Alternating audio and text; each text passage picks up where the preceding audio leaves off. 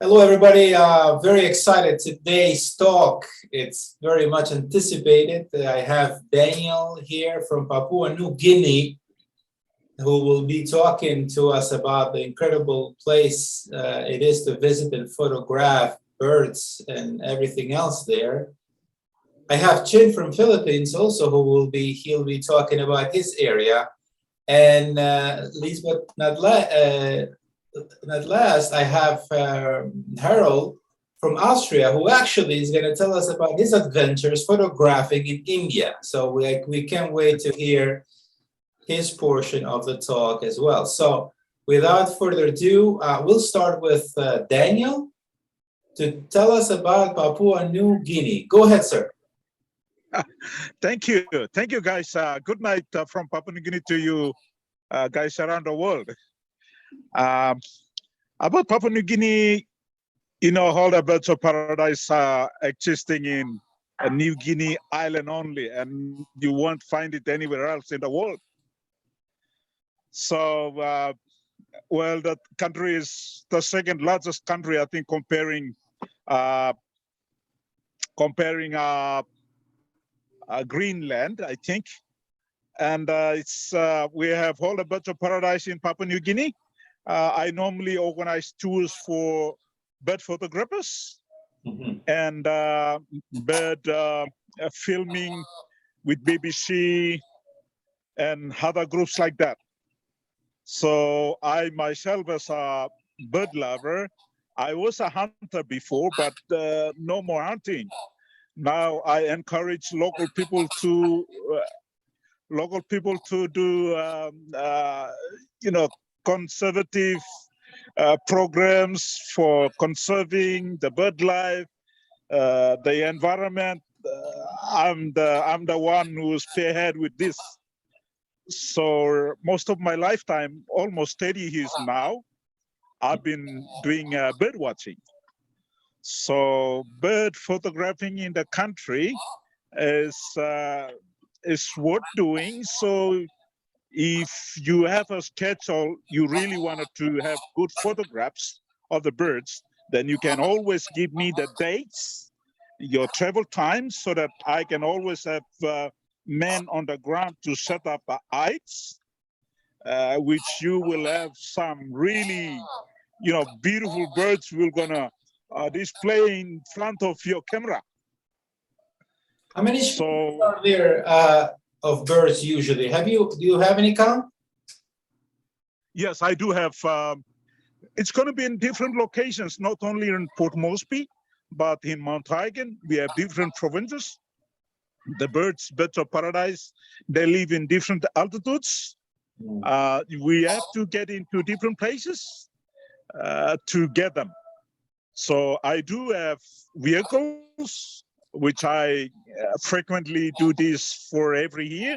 So I have men on the ground to set up things just, how many days you want, I can set it up. Very good. Thank you so much, Dan. We appreciate your input. Now we'd like to go to Philippines to talk to Chin to tell us a little bit about his place there. Hello, may I share my screen? Yeah, absolutely. Absolutely. Yeah, it is. Yeah, go ahead. Yeah. Okay. I prepared a short PowerPoint. Very good. To help us. Wait, slideshow. Okay, so I'm from the Philippines, specifically from the province of Palawan, the municipality or the town of Coron, which is I'm here right now in Coron. My family is in Manila, but I'm here in Coron. I'm a business owner. We own a small tourist inn located here in Coron. Coron is a tourist town. We also own a tour company called My Blue Backpack. We offer island tours here and birding tours in Coron and other parts of the Philippines. The main attraction for Manila and for Manila based bird photographers to come to Coron is what we call the Capayas Three Kings. Capayas is the place where they are. It's a small village outside the main town. So we have the Ruddy Kingfisher, the Rufous-backed Kingfisher, and the blue-eared Kingfisher. These are not endemics, but these are residents of our place. The reason they are popular, they became popular here because in the Philippines, this is where it is easiest to photograph them. If you look at the Philippine map, Palawan is called the last frontier. It is long province on the southwest. We have 25 endemics and a lot of residents that you can only find in Palawan, but not in the rest of. So other birds that we have here in Coron are the yellow-throated leaf bird. We have the flower pecker, white-vented shama, Palawan bulbul, lovely sunbird. This is a parrot, blue-headed rackettail. That's the female. The male one has a more bluer head. This is the Palawan fairy bluebird, spot-throated flameback woodpecker, and our version of the olive-back sunbird. The rest of the province, the mainland, where we are in Coron is an island. The mainland Palawan offers other endemics such as the Palawan pheasant, Palawan frogmouth. This is the spider hunter, also an endemic. Copper-throated sunbird resident. A Palawan flower pecker, obviously an endemic. Falcated wren babbler, also an endemic, very difficult to find because it's a ground skulker. And a stork-billed kingfisher, which is, I think, also found in other parts of Asia.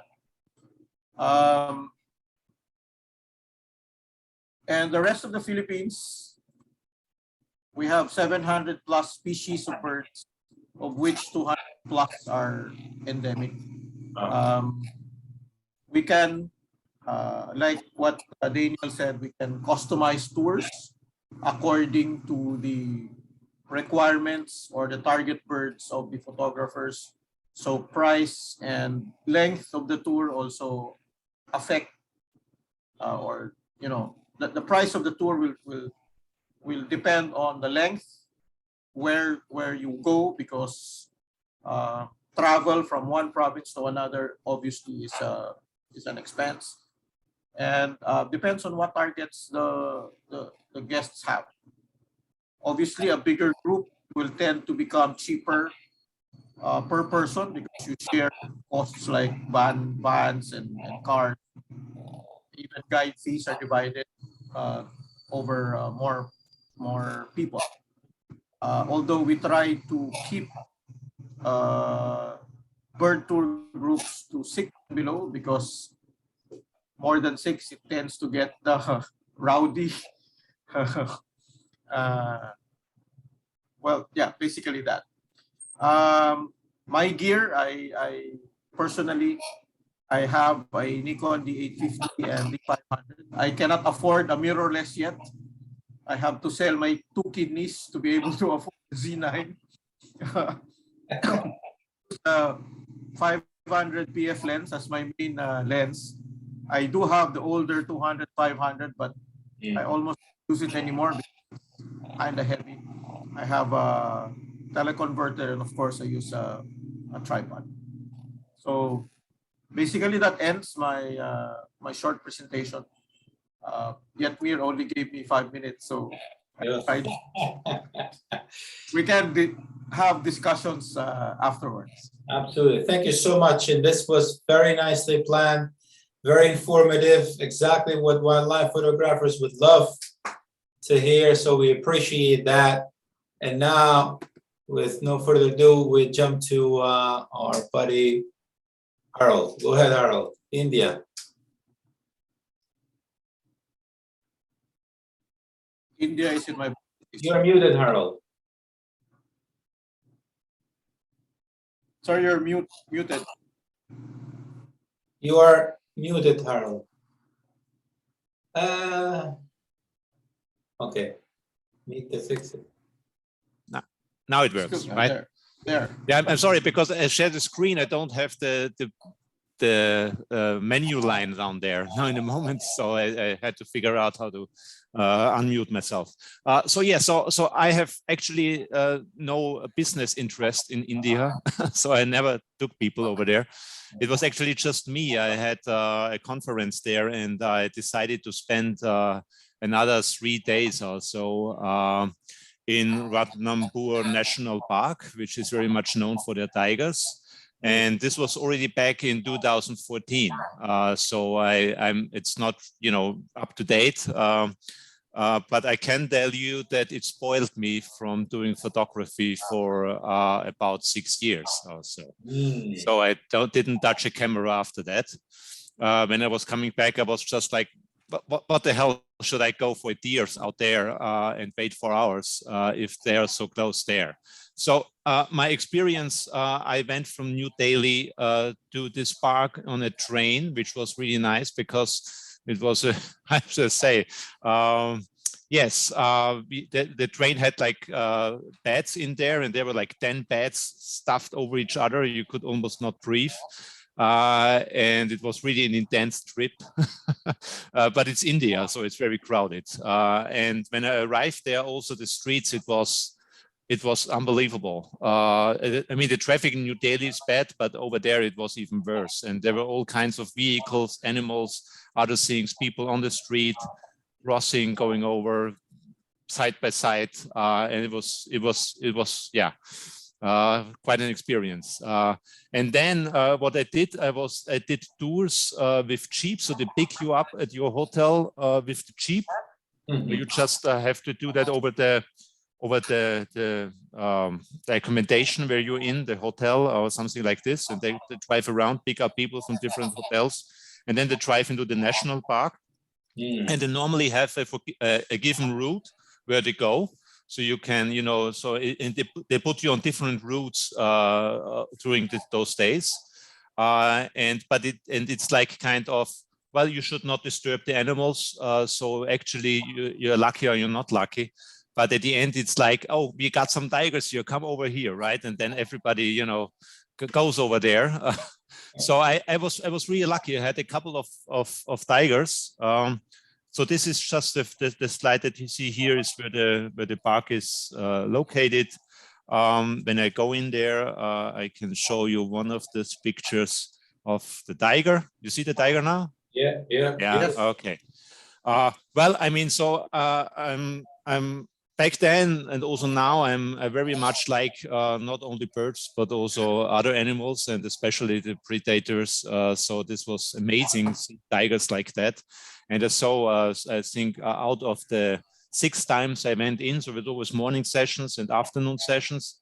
And I think I saw from the 6 times they had 4 times I had tigers. So that was very lucky there. And you come sometimes pretty close. Also had a female with 2 cubs, which was also nice. But I only had back then, I only had an old 300 with a 2-point teleconverter and the T300S. So I would love to go over there now with the gear I have now and shoot everything down. But, yeah. So I've sold my kidneys. No, actually, I have sold the kidneys of my wife to get the C9. So I have the C9 now too. And I'm actually looking for the 400. I'm actually looking for the 400 2.8 with the teleconverter built in. That would be now, that's a new goal to get to. But okay, but yes, so there were all kinds of animals. So the first thing that I actually photographed there was this wonderful, or is still one of my best shots that I ever made. And it was just like, it was it's made with the old Sigma 50 to 500, and this was, I think, a 280, and it's not cropped. It was just there. It just sits there. You can almost reach out your hand to these animals there. Wow. And that was really amazing for me. And I mean, you see deer all over the place, and of course also monkeys. You can go really close to them, and they are not afraid. So this was the experience that I have had. You also have crocodiles. But you're not supposed to get out of the jeep, I have to say, so because they're really so. And the tigers also, they are just like laying there, and they don't care about other people walking driving around with they just totally relaxed. And they also kill sometimes people, especially road worker when they bend over. They see them for some kind of animal. They don't eat them because they don't taste good, humans, I was told. But just like 3 days before we went there, they killed somebody. And there was also a sanctuary there up on the hill, very old one, must have been beautiful, and never had the time to go up there. But people walk there through the tiger areas on the pilgrimage. So it's really an amazing place. Yeah, and you find this guys all over the place. And of course, also a lot of birds of prey are there to be seen. Kingfishers as well, black and white ones, blue ones, Birol.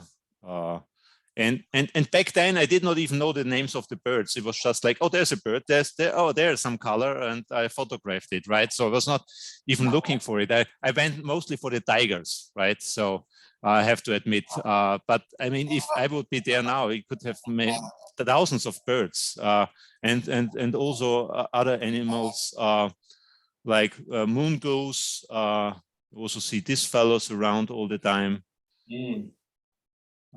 Yeah, you can make pictures like this. Indian crow on the back of the deer, and then of course also herons, all kinds of herons, purple heron here, white heron, as egrets. Yeah, and maybe the best picture. No, before that, also this guy.